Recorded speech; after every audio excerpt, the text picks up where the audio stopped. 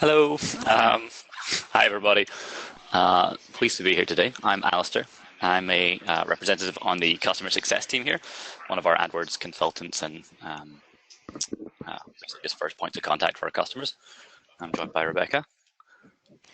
Yeah, and I'm on the same team as Alistair on the customer success team, working with probably now hundreds of accounts, I would say, right? Awesome. And starting off a little bit of a background with me, I have two pictures here that show where I'm from and where I live now. So the first one is Chicago, and then the second one is Boston, which I moved here a couple years ago. And then for my hobbies, other than AdWords and PPC, I'm either talking about seaweed farming or oyster farming or working on my boat on the right. And if anyone who knows boats, you can tell that that picture on the right needs a lot of work, and that's what I'll be doing pretty much every weekend for the rest of the summer. So It's been nice that's knowing you. all me. I'm Alistair. I'm from Scotland. I lived in London for a little bit before moving to Boston to live with my wife, Meredith, who actually also works here at Wordstream. She's in our product team, so she is a user experience designer. And the two of us like mountaineering, and we have a cat called Caboose. All right, so that's kind of the background on us. That's the fun stuff. A little bit of background for the purposes of this presentation. We're going to start with some really basic stuff just to make sure that everybody's up to speed. I don't want to leave anybody in the dark, but if you have any questions, feel free to put them in. We'll get to them at the end. Hopefully, we're going to answer most of those along the way. But just to get started, what is a campaign? What is an AdWords campaign? It's not that kind of campaign. We are not doing 2016 again. Not until next year. A campaign? 3 years.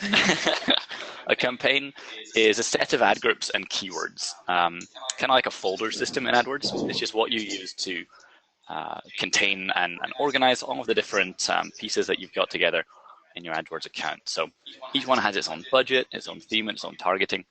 And you can see on the left there, we've got that little picture that shows the hierarchy. At the very top, you've got your account. Within your account, you might have multiple campaigns. Within each campaign, you may have a few different ad groups. And then in the ad groups go your keywords, your ads, all of that stuff that goes into actually targeting people searching on Google and showing them ads. Mm-hmm. And then next up, we want to briefly go over, just as a quick kind of definition, what a competitor campaign is. And when we talk about competitor campaigns, we're really talking about a campaign in which all of the keywords within that campaign are your direct competitor's brand name. And what that essentially looks like on the Google results page is if you Google HubSpot, like I did here in this example, you'll see competitor ads showing up actually above HubSpot. So HubSpot ad does not show up in the first two options. It's actually Marketo and then Hatchbook, I always mess that up, who are showing ads above HubSpot's organic listings. One other thing that we'd like to just quickly explain here is a branded campaign. Now, we're going to briefly talk about these. I just want to get out of the way, again, a definition of what a branded campaign is at the start. Basically, it's another campaign that you create in AdWords. But the goal here is to actually target your branded keywords. So, for example, Wordstream has like an AdWords campaign where all the keywords are just Wordstream or Wordstream PPC or something to do with Wordstream directly. So anytime someone searches for Wordstream, they see an ads for us. We can write out the copy. We can keep all of those metrics and data in one place. It's just a way of kind of organizing stuff in its proper place by category. And that kind of brings us gradually into the theme of COPS today. I like to think about branded campaigns and competitor campaigns as a game of cops and robbers. Your branded campaigns are your policemen. That's a British policeman, I believe. Kind of standing guard. Standing guard and making sure that if someone tries to bid on your name, your ad shows at the top of the page. It's your like defensive line. On the flip side, a competitor campaign is your robber. You're out there trying to steal impressions from your competitors. When someone searches for their name, you're trying to show an ad instead of them. Awesome. And what we're doing here is Alistair and I are going to kind of play two different roles and show you the good cop way to play with your competitor campaigns and the bad cop way. So you guys can't see this, but we're totally wearing police hats right now. Wearing a British bobby hat. British bobby hat. And this is what we did for when we presented at Wordstream Live in New York City. a couple months ago now. So it had a little bit more visual effect, but you kind of get the idea here. So we'll show you kind of the goody two-shoe ways to be nice about your competitor campaigns and then kind of the sneaky sly ways to go about them. I'm a fan of the sneaky sly way. So, question number one, do I need to do this? That's a good question. I'm going to start off with a bit of sideline. When I was a kid, me and my friends had we had a friend whose dad was kind of the bad cop dad of all the groups. He was like very charismatic, very, very Scottish man. I don't know if you guys know Scottish accents, but I'm going to do my best impression. If he wanted you to do something, he'd say, I'll give you 3 reasons why you should clean your room. It's worth pointing out that he's very Scottish. Number 1, a clean room is good for the soul. Number 2, it will make your mother happy. And number 3, your room smells like feet. And those 3 reasons would always be of varying quality, but always 3 reasons. So 3 reasons for trying to best your campaign. We're back. Number 1, you lack brand awareness. Alistair, you're not going to do the Scottish accent this whole time. I promise. Awesome. Yeah, so the first one is if you lack brand awareness, that means no one knows who you are. Maybe you're a brand new product or you're innovating in a certain space and no one's actually searching for you. A good way to actually get traffic is to reach your target market through other competitors. So if there's a company out there who's doing something similar or their audience is your target market, then it could be worth it to actually bid on their name and show an ad. So that way their target market, which is, like I said, also your target market, sees those ads. And this is the first time that people are going to be seeing your brand name or anything about your brand name. So you really want to make it count. You don't want to be like this box of some knockoff cookies. I'm not sure who they could be competing with or who they're knocking off. Not a clue. Not a clue at all. So you definitely want to make it count and stand out. So number 2 here, you already have competitors. If you don't, let me know what industry you're in. That sounds pretty nice. I might get involved. Users shop around. Okay, people are not stupid. They're looking around for the best deal online more than ever. And it's a dog-eat-dog world out there, you know. People are fickle. If you can jump on the back of some of that existing competition and the fact that people are shopping around and open to new ideas, you can get some pretty good results. So it's worth just keeping in mind that people are searching for brand names. Your competitors, certainly the biggest people in the market, if not everybody to some degree. And then the third reason qualified traffic. These clicks from brand names are cheap and more qualified is that these people are farther down the funnel. So instead of searching for a type of product or kind of higher level funnel informational searches, these people already know that they want to buy a product or service. They're just trying to figure out who they should buy it from. And maybe they have heard of one of your competitors and maybe they're just searching around from a name that they saw. So that's why it's lower down the funnel. Here you can see in this kind of image here. So the lower down the funnel you get, the cheaper and more qualified these clicks are and the closer they are to converting. Awesome. So, true crime time. We've got a couple of these segments today. We've got this all planned out. Becca's got a story of a real life scenario that happened. Yeah.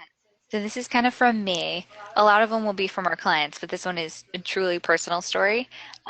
I did click a paid ad, and I've been doing AdWords for probably almost like 3 years now, and I hardly ever click ads because I know how much they cost my clients, and so I don't want them to have to pay for my click. I'll just go to organic. But I actually did click on a paid ad, and it was a competitor ad. I will tell you guys that now. And no surprises, here are the 2 ads that I saw. So I was looking for a mattress actually because my roommate's cat actually puked on my mattress. So it was time, very, very much time to get a new one. So I was looking up Casper, which is a very prominent brand out there. The mattresses where they send them to you in a box and they like blow up once you open them. They're all over the internet. So I did a search for them to get to their site, but then Tuft and Needle, which is it's kind of covered up in this image, but they showed a competitor ad underneath, and their ad caught my attention because it says, "Do not buy that mattress. Why pay more? Know the truth." No, And the I was shocking truth. and I was What is very it? intrigued. Yeah. So I actually ended up clicking on that one, and I purchased my mattress. That was probably about 9 months ago, and I've had it ever since. A little love story. Exactly. So, all right, they work. You've got one sample size that shows. Statistically, let's try and get a little bit broader with that. We wanted to know how many Wordstream clients have actually tried a competitor campaign or are using one. The best way we could think of to do that was to run a search across every Wordstream managed or connected account, which is a huge number of accounts, is tens of thousands, I think. And we searched for, the word competitor, competition, or whatever in campaign names. So, yeah, quick and dirty. But drum roll, please, everybody. Write down on a piece of paper. I'm going to be checking every single attendee. What percentage of people do you think actually have tried a competitor campaign? I was hoping this was going to be pretty high. Becca, what do you think? I'm going to go with maybe 16% just off the top of my head. Whoa, hang on, what are the odds? 16%. 16% of people actually doing this. And that's a really low number. It's one of the first things I think I do on consulting calls with our clients is say, hey, let's get the basic account structure in shape. Do you have competition? Are you showing up for the term? Should we split these out? The answer is yes if you're trying to show up on their name anyway. So that's the reasons for why you should be doing it. We're going to move on to a couple of actual practical tips. So structure patrol. Here are some tips for a great campaign. What we're going to do is we're going to start at the top level of the campaign. Certain settings here are campaign only. And that's a reason to put stuff in a separate campaign. I've just seen my next slide and the formatting's a bit off, so I apologize. But yeah, I just saw that too. The three settings that you can really use here are the budget, a separate budget for each campaign. You've got location targeting for each campaign. And each campaign has ad scheduling, so you can decide what times of the day they should run on. Now, that's really helpful because having the control over all of these levers for just your competitor traffic means you can actually decide how much you want to spend on it, where you should really be focusing your efforts and your money, and what times of the day you're competitive. So your competitor data is separate as well. The other big advantage here is that, let's see, you've got two campaigns here, your generic commercial terms, mattresses, and then you've got your competitors, Casper, Tuft and Needle. Casper. Yep. Having split these into two different campaigns, what you'll actually see is we get broken down data for each of these groups. We're not merging them together. So you can see that the quality score much lower on a competitor campaign. That's pretty much to be expected. Kind of comes with the territory. It's not a bad thing. On the plus side, it's not bringing down the average quality score of all your other campaigns when you're looking at the numbers and trying to figure out how stuff's doing. You can also see the average position. You can make sure that the CPA, or the cost per conversion, is okay. Because odds are you're getting a very different cost per conversion on competitor traffic. And I would want to know, hey, is it worth me even showing up on this stuff? You group it all together, very easy to tell.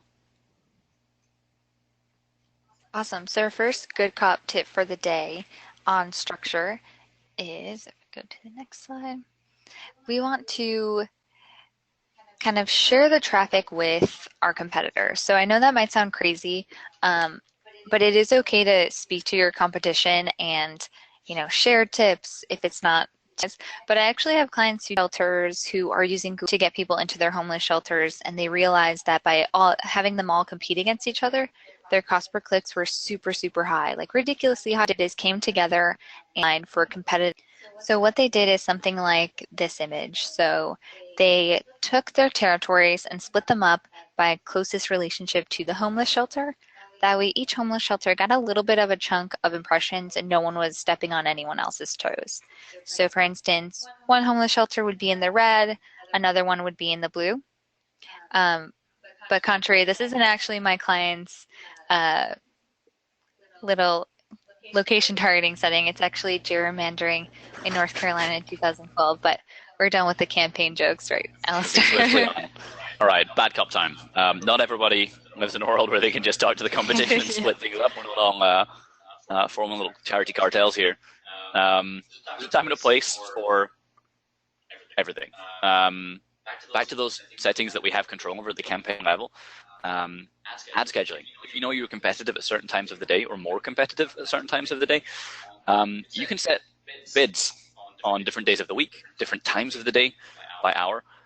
And doing that, you can actually look at the numbers. You can see, for Friday, for Saturday, how do I perform?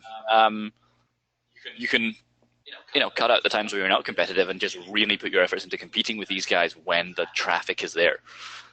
You can also steal the fruit of their labor. So something else you can actually kind of cleverly infer from the numbers here is, if all that impression traffic is different day to day, then we might actually see a difference in our average position. If, on average, we're position 2, our ad is the second ad on the page. But at the weekend, we're position 1 all of a sudden. It probably means that your competition aren't showing ads because you've just suddenly jumped up to the top of the page. Ergo, these guys have figured out that they shouldn't be bidding at the weekend. Maybe it wasn't profitable, and we can just jump in, take that advice, and just stop bidding at the weekend as well. Or, if it works out, we can stay there at the top of the page with very little competition. Time and a place, here's the place. You can choose your battles and literally geographically figure out where you do well. If you are really strong in the Northeast, but you've got a competitor that's great in the Southwest, either cut your losses and just focus on where you're strongest, or actually, try and push back on that. Raise the bids and get right in their face in different locations. You can also exclude certain locations. And this is one that people don't tend to take advantage of a lot unless they know that Canada's not a good business spot for us, but I'm going to tell a quick story here. It's true crime time, number 2. I was on the phone with a new client, and they asked me if they needed to bid on their own name. They were saying, hey, do I really need a branded campaign?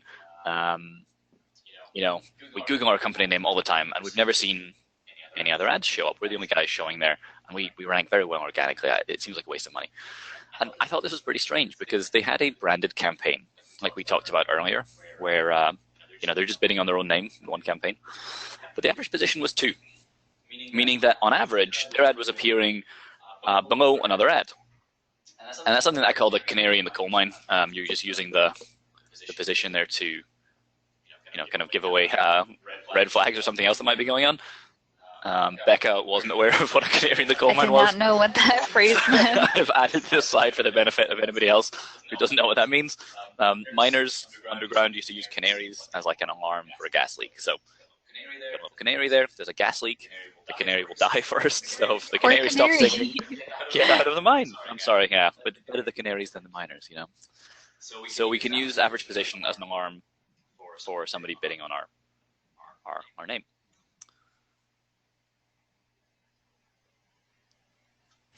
Awesome. So next up, that was more about campaigns. Next up, we have ad groups.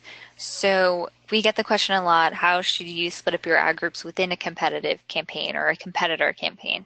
And really what you want to do is separate your ad groups by competitor.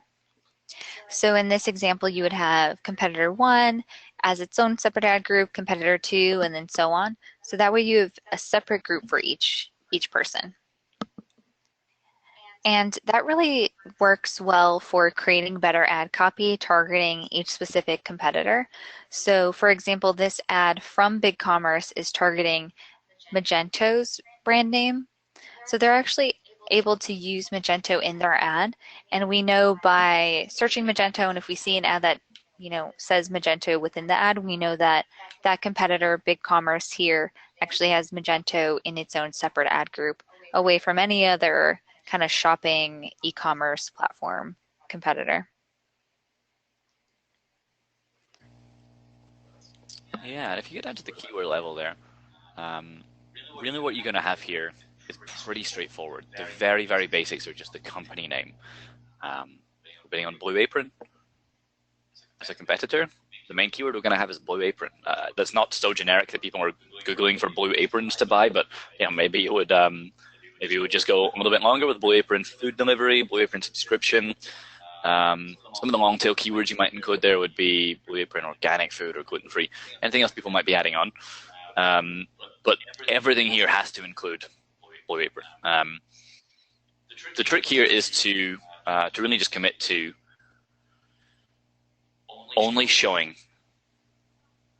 ads to people who are searching for the competitor. So the keywords, you can't have them on broad match. There can be no, maybe if some things like Blue Apron we show an ad, maybe if it's just food delivery, just Blue Apron food delivery.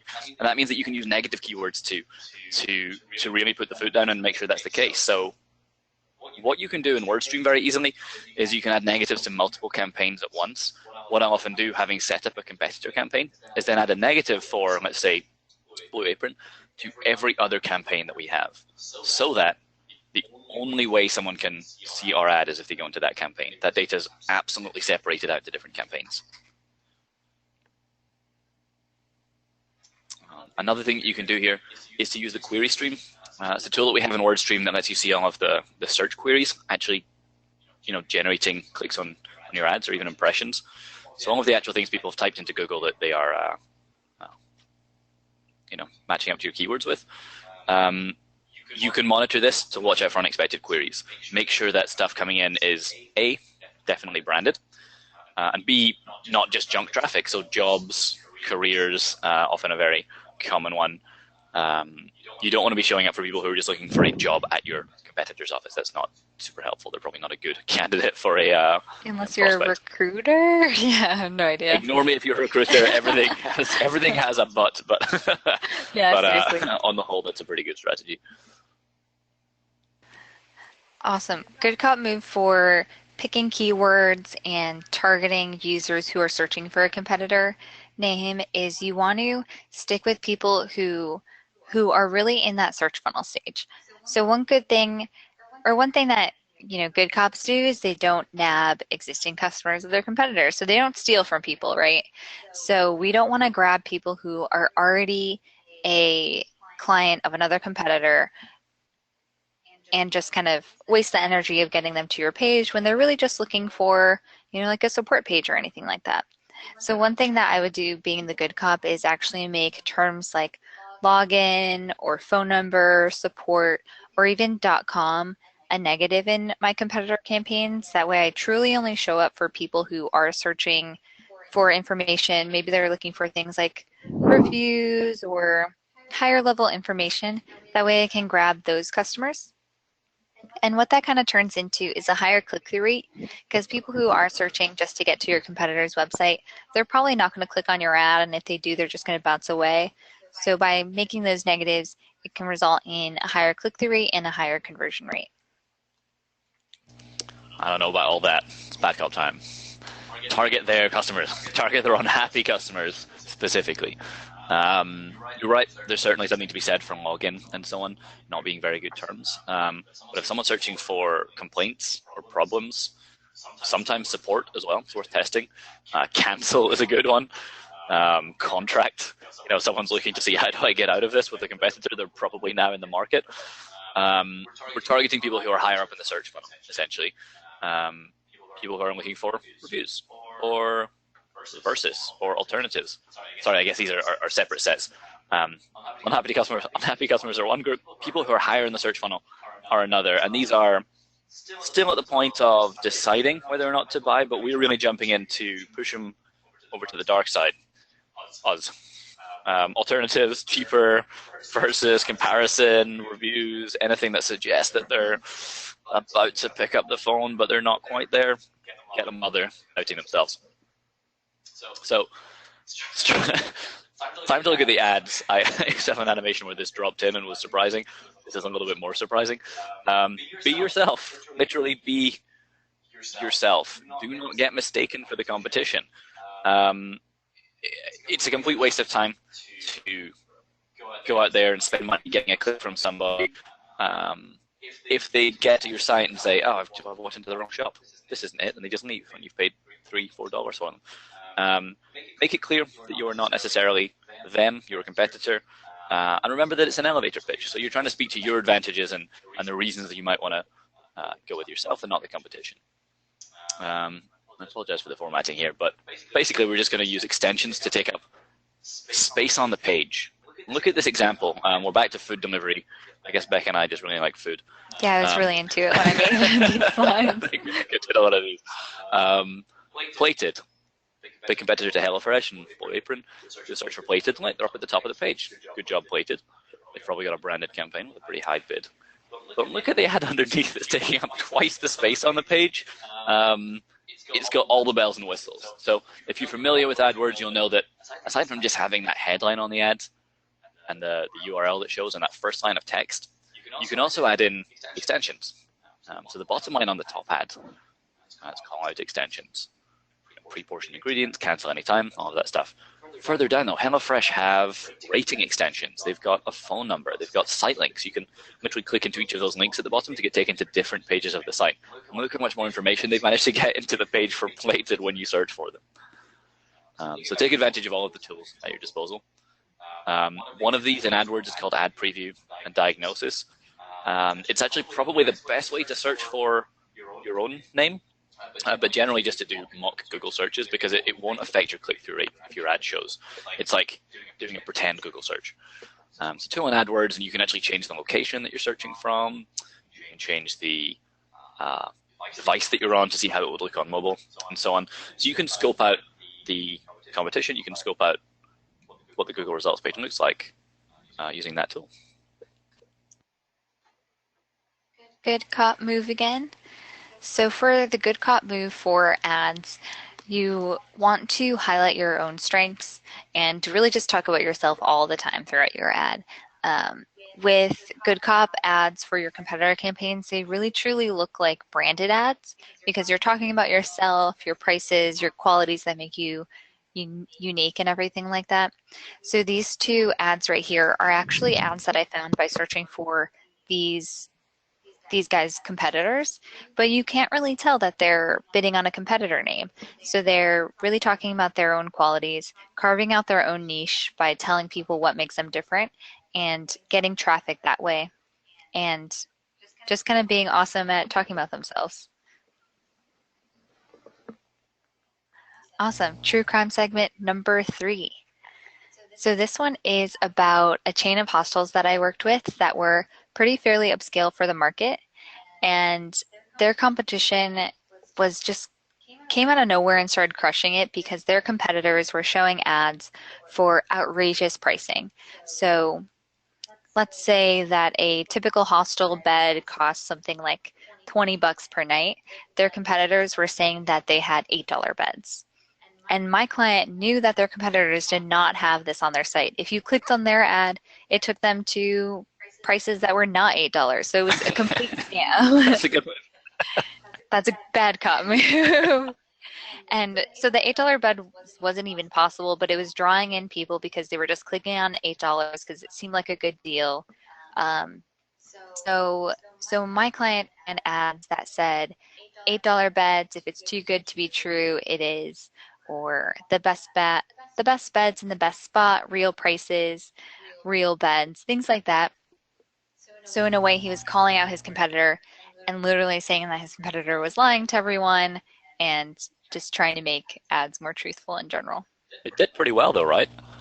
Yeah, it got a better click-through rate. So his ads started showing up higher than that competitor and just a better click-through rate than he was before when their competitors were doing the $8 beds. Nice. All right, bad cop time. Take a jab at the competition. I've got a couple of ads here. Look at the top right-hand ad there. Harry's Shave Club. If you're familiar with this business, there's a few of them. They kind of sell you razors in the post. They just send them every month. I guess it's like a subscription for razors for shaving. It's a lot cheaper than buying them in the supermarket. So Harry's Shave Club's biggest competitor is Dollar Shave Club. Clearly someone has searched for Dollar Shave Club, and someone said, Harry's have come in here and said, don't settle for Dollar Shave. It's not using their brand name. It is calling them out. It's taking a jab. It's basically tongue-in-cheek accepting and making sure that they know that they're on a competitor page and this is a competitive market. You can take jabs at the copy in their ads, like Becca just talked about. You can take jabs at their weak points or bad press that they've had, anything like that. You can also call them out in the display URL. So here's a good example, but I'm going to talk about 2 different examples here. What BigCommerce have done here is they've used the display URL to say versus Magento. They're very much making it look like this is a comparative results page. If I go here, I'm going to see the benefits of these guys versus Magento, which is probably what I'm looking for if I'm searching about for different brands, especially if I'm searching for reviews, which is actually what I searched to find this. It's also worth pointing out though that you can't use trademarked terms in the headline or the description or anywhere else in the ad. The only place you can really use them is in the display URL, and we'll come to that later because that's super important. Don't get caught out by that.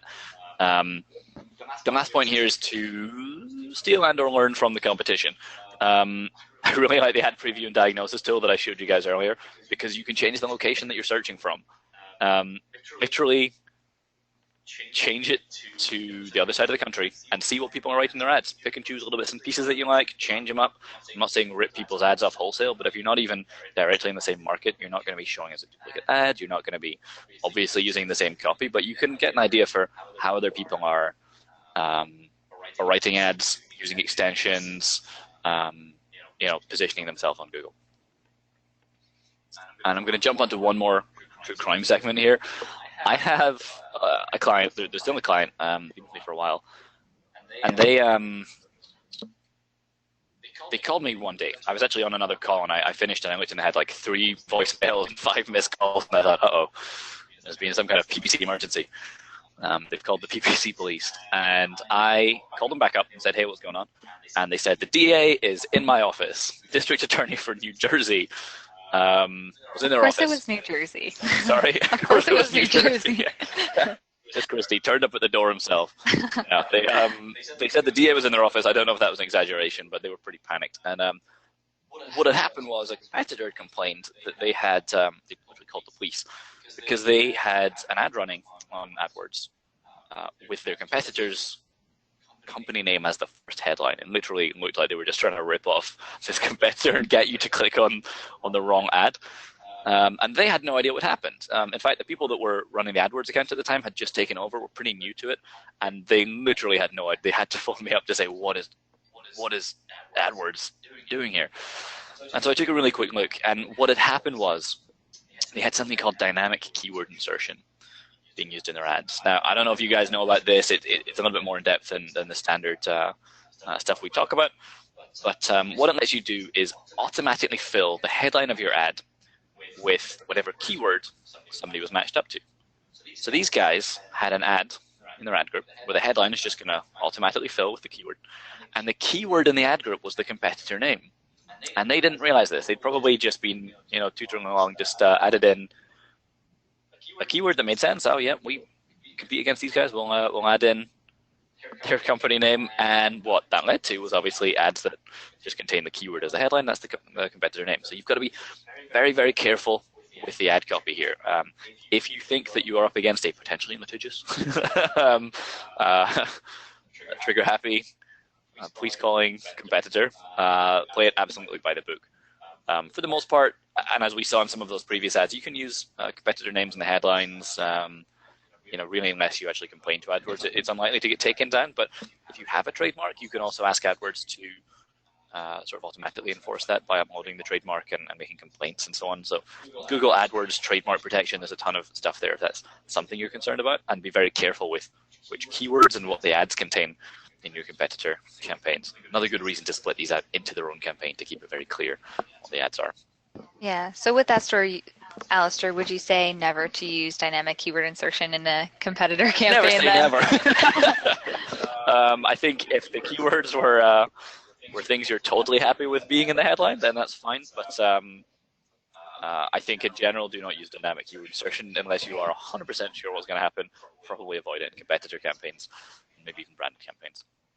Yeah, I would definitely agree too. And then the last part of overall campaign structure is where the ads take people, so the landing pages. And these landing pages need to be super clean, super fresh, because you really need to give your elevator pitch fast, because these are people who were typing in a competitor name, coming to this site. If they were actually looking for a competitor, it's going to take them not that long to bounce off. But if you can catch them with a catchy phrase or a catchy offer right at the top of the page, then you can literally make your point as fast as you can. And in a way, like this image on the left, I said you can figuratively kick them in the face with your elevator pitch. Bad cop move, literally kick them in the face. But maybe you'll get the DA called on you. You never know. And then, yeah, another thing about the landing pages is you also want to remember what you said in your ad text.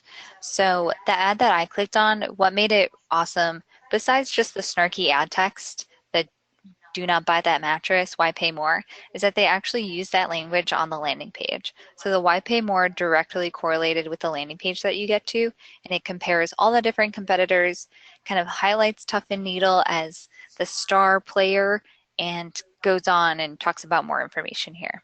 So it's really eye-catching. Yeah, AdWords doesn't exist in a vacuum. You can't just send people to a black hole and hope that they exactly. convert it to a customer.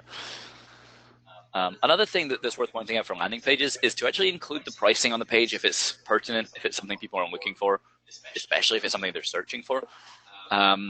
We've got a colleague on the consulting team here who was exasperatedly telling me one day he's got this client who just refuses to put the pricing on the landing page. And even though most of the time, people are just literally searching for pricing, they're very price competitive. And he's fairly price competitive. He's by no means the most expensive or too expensive for the market. But the guy just said, no, I don't want my competitors to know what my pricing is. I don't want people to know until they pick up the phone. Your competitors know what your pricing is. I mean, your sales team are out there pretending to be prospects and doing opposition research.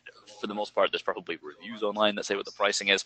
And if someone's searching for pricing and they can't find it, they're more likely to just leave the page and find something else, someone who will tell them what the pricing is, than pick up the phone or go three steps down the funnel. So if it's important, it doesn't have to be pricing. If it's important, get it on the landing page and make it clear.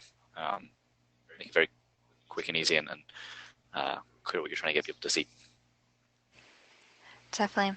In review for our structure patrol on competitor campaigns, some of the biggest things that we talked about: structure. So splitting out your ad campaigns, splitting out your ad groups by competitor. Don't forget those negative keywords. Good cop or bad cop, definitely have negative keywords and be checking on those. Tailor your ad text to the competitor or even just to qualities that make you better than said competitors. And then also don't forget your landing pages. A lot of people do that, and it's honestly one of the most important things where you're sending your traffic. Yeah, absolutely. So bonus, guys, branded campaigns. We promised it at the start. I did want to talk about these a little bit more. I'm just going to hover on this picture because I'm really pleased with myself. I was going to ask if your wife made it. She is a designer. I can also use Photoshop. We're very talented. So branded campaigns, really similar idea. We are just going to split out a separate campaign. We're going to be bidding on our own name. We're going to keep an eye on how much we're spending there with the separate budget and the spend numbers. Things to keep in mind: you can appear above the organic listings. So if you're not the top organic listing on the page for your own name or for very, very similar sort of branded type terms, an ad is a really good way to get up there. You can also appear above other ads. So if you are not the top ad on the page, let's say you're the top organic listing, but 3 or 4 other people are in there trying to steal your traffic, you can very easily get above them on the page. It costs a lot less for you to be the top ad on your own branded terms than it does for the competition. We talked about how competitor campaigns often have a quality score that's very low, maybe 1 or 2. For a branded campaign, it's not uncommon to be like 9 or 10 because you are the most relevant result. It's also worth pointing out that, for those competitor campaigns, you can use the trademark term, their branded names, in the display URL. I actually forgot to mention that earlier, but it's a really good tip. If you're struggling with quality score, use the display URL to get across that trademark name, like the versus Magento that we saw, because it's the one place that you can't be disciplined or suspended for using trademark terms. Google treats it as a technical string. It's fine to use it there, and that can help boost quality score by a couple points, and that can make a difference where you're up against, the actual company with a quality score of 10. Last point here is you can appear above news articles. So Hillary Clinton getting right in there during the campaign. You can tell we made this a couple months ago, but I think it's a still little fresh. bit outdated. Get above any news articles. Anything else that you might want to appear above. Yeah, we can name a few people who could have used some ads during some bad press. This year has been just a stream of great examples of people who should have been bidding very high on their own name for a short period of Seriously. time. These were actual pages with no ads showing at the top. Come on, Adidas. The last point here is don't forget the canary. Use the average position in your branded campaign as an alarm for competitors sneakily bidding on your traffic.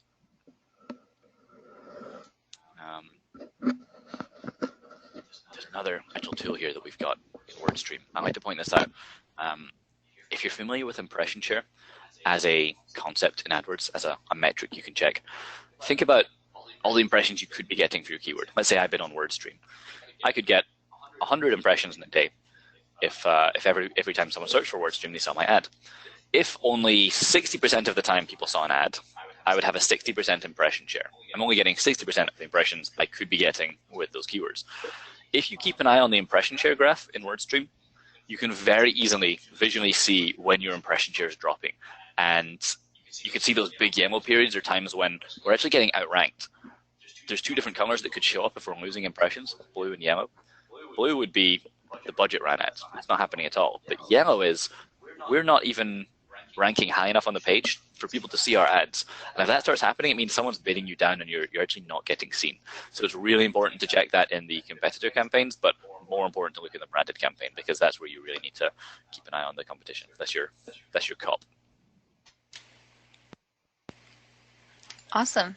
So as a wrap up of everything about competitor campaigns and branded campaigns, I think we have three takeaways, right?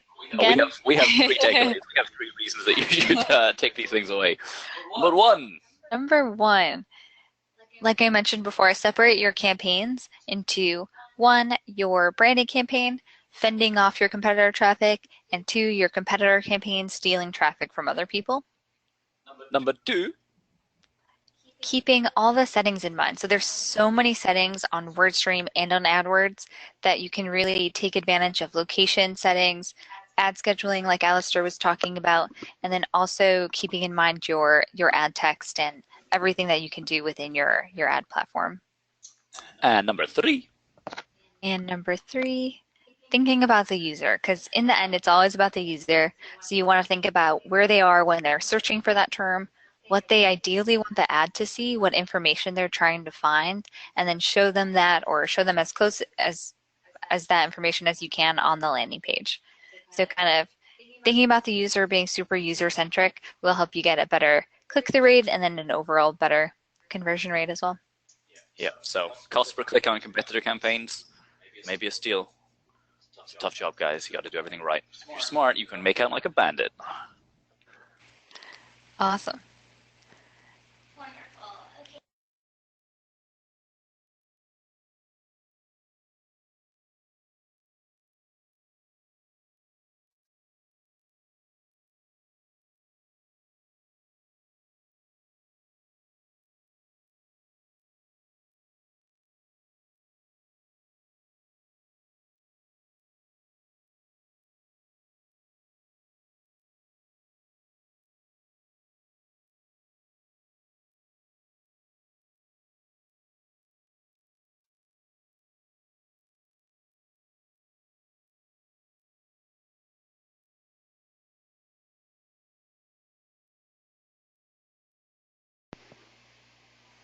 In the okay, sorry, we had a little bit of technical difficulty there, but what you missed while I was on mute was just thanking our presenters today for all of their insight and the entertainment while delivering some awesome information for you all. So before we get to the questions that came in, we have this special offer. If you'd like to connect with a member of our Wordstream team that has tons of knowledge on these different types of campaigns and how our software can help you achieve success in them, go ahead and you can select that there in the poll. And while you guys are doing that, I will shoot your questions over to our presenters. So one of the questions that came in was in regards to bid strategy. So specifically referring to competitor campaigns, what kind of bid strategies do you both recommend for success? That's a good question.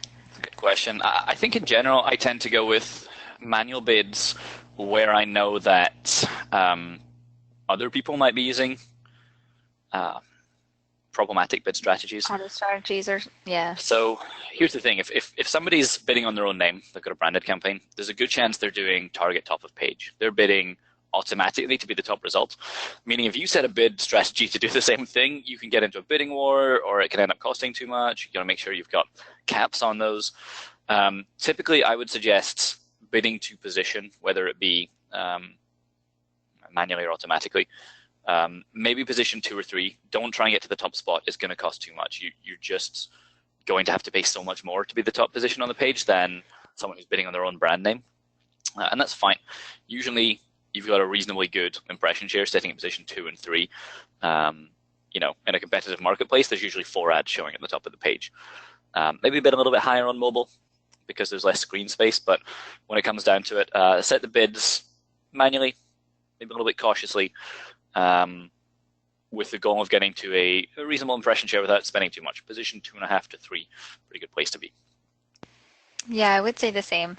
Definitely using manual bidding gives you so much more control over the position of your keywords, and you could pinpoint certain keywords that are working the best and change the bids on those while you even think about getting rid of bad keywords that are just too costly.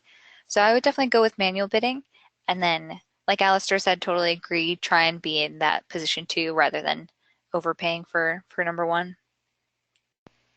Awesome. Great advice there. So we've got time for just one more question that came in, and this is regarding the trademark rules. Just asking for a little bit more clarification on how to do it properly and to avoid getting in trouble with the PPC police.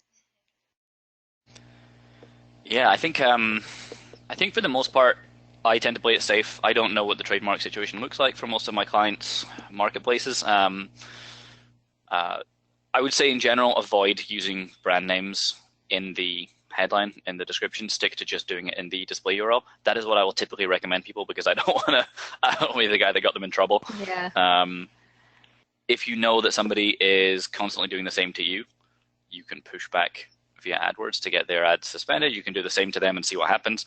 But odds are you're not just going to get like immediately sued. I mean, you may get like a cease and desist in the post or something, but it's very easy to say, hey, like it was an accident. An accident. I'm not encouraging that by any means, but you know, take it with the weight it deserves. You don't want to get into any kind of litigious problems. It's not a good place to be. So know what you can do and what you can't. You can include trademark terms in the display URL and the actual final URL of your ads, but you can't include them in the extensions, in the ad description, or in the ad headline. Good examples would be versus, stroke, Magento in the display URL, or compare to, stroke, brand name in there. And especially for times when you're not sure if a term is trademarked, you can even use that ad preview where just go in an incognito window and do a search and see if you see other advertisers using it.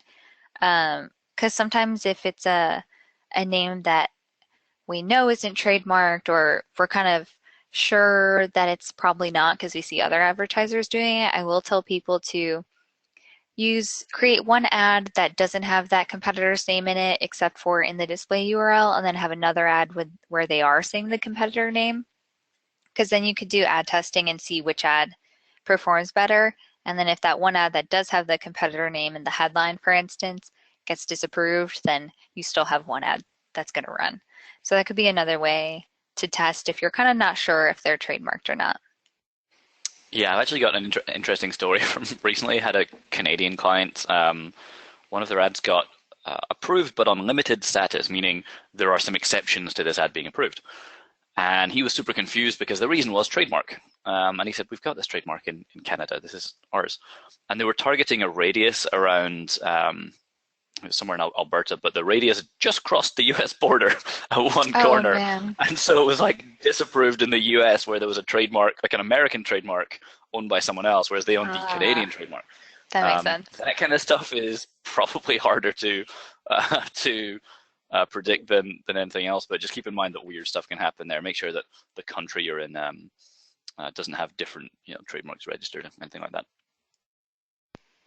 Awesome. Okay, so that just about does it for the time that we have today. Again, huge thank you to our presenters for that super insightful information there. And to everybody who is on the call or on the webinar right now with us, definitely, like I mentioned at the beginning, check out Wordstream. We've got some awesome software, obviously, that you can try with our free trial, but we've also got some free tools, including our AdWords Performance Grader, that can give you great insight into how your ads are performing right at this very moment. It takes 60 seconds. It's completely free, and it will give you a really comprehensive report on how your ads are performing right at this moment. So thanks again to everybody, and huge thank you to our presenters. You all have a great day today. Thank you. Bye, Take guys. care.